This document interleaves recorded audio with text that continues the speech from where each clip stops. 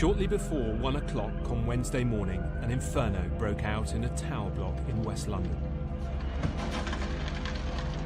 Oh my God, they're screaming! I didn't observe any sort of surface effects on the exterior of the aluminium, either during the fire or in any of the testing that was done.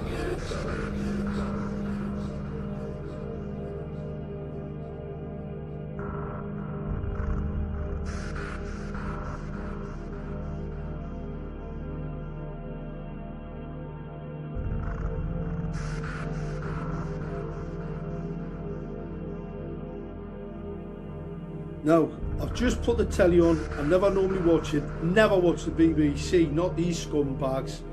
I'd ever. But this just shows you what's going on. This just shows you, right? The flames had moved into the combustible cladding outside the tower and were spreading up and down the building. Wow. Within half an hour, the inquiry heard the stay-put strategy had failed, but it remained in place as the burning and melting cladding carried the fire from floor to floor.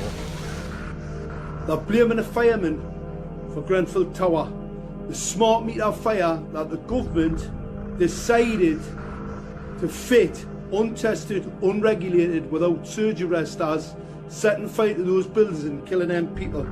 We're stuck on the 23rd floor! Hello! مكان في لندن There's فين؟ too many people stuck upstairs! Rania and her 2 children are among those who are officially listed as missing. Hello! But guess what? Fire brigade. Services response. So fire brigades get the blame for killing. I want to show you something. You see that light outside? You see it? Watch. Watch. Watch again. It's got a 5G transmitter on the top. See it flick out? See it? See, can't even, look it's flashing on and off. Have you seen it? 5G transmitter, that's a Mayflower transmitter on the top of it, it's 5G. Right, all the way around London. They're filling the place full of microwave radiation, right? And this is what happens. I want people to watch this. This is the scumbags, right, blaming the fire brigade. That's ferocious, isn't it? That's what happens when you fill a building with aluminium cladding and pour microwave radiation to it. You can put a bit of go and put some aluminium into a microwave oven and see what happens. I'll tell you what, looks pretty interesting, doesn't it? Ever seen a fire like that before? Right, well that's what happens when you fill a building full of microwave radiation, right? And then what they want to do, right, gag the people that live there. It's in the Telegraph today. They're going to gag them before they can show them the report. And guess what? Let's just blame the fire brigade. Are yous lot going to wake up to the crap that these lot, I mean, it's unbelievable, unbelievable. The 5G Grenfell Tower, and it's the fire brigade's fault. 75 people dead. That's the bodies they found. The ones that didn't find were vaporised loonies. That's what happens when you fill a building full of microwave radiation. Smart, secret militarised armaments and residential technology where they're pumping microwave radiation in breach of the law or the standards into your home. The aluminium is there and is providing some protection to the underlying combustible materials. So that's true for the ACM. It's also true for the Celotex and the Kingspan insulation products.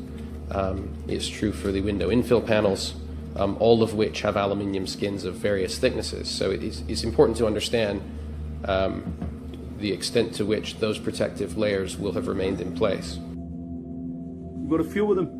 Multiple occupancy, believe us, is in serious trouble. They're just waiting to pull the trigger. Wake up. Let me just have another little look. Let's just have another look, right, at that fire, right, because I like to see this, right, so people can just see for themselves what happened. Watch again. That's a 5G fire inferno, same in South Korea.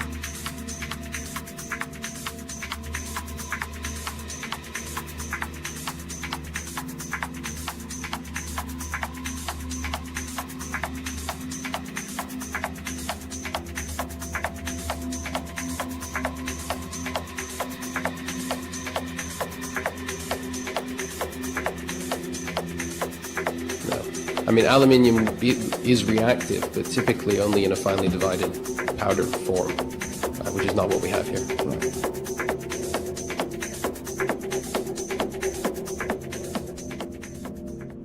Look at it. The cladding was aluminium, poor microwave radiation, aluminium. See what happens.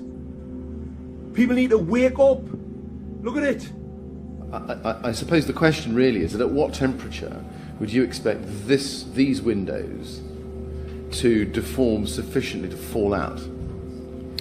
A very difficult question to answer because it depends on the nature of the fixings, the way they're held in there, the loads that they're subjected to, the restraining forces that the structural frame imposes back on them, given that the window frames are trying to expand more than the concrete that they're attached to. So that's an extraordinarily difficult question to answer. Right. And there's certainly no evidence that these windows, the window frames, were falling out of the building that I'm aware of as the fire was spreading. Thank you. Unbelievable.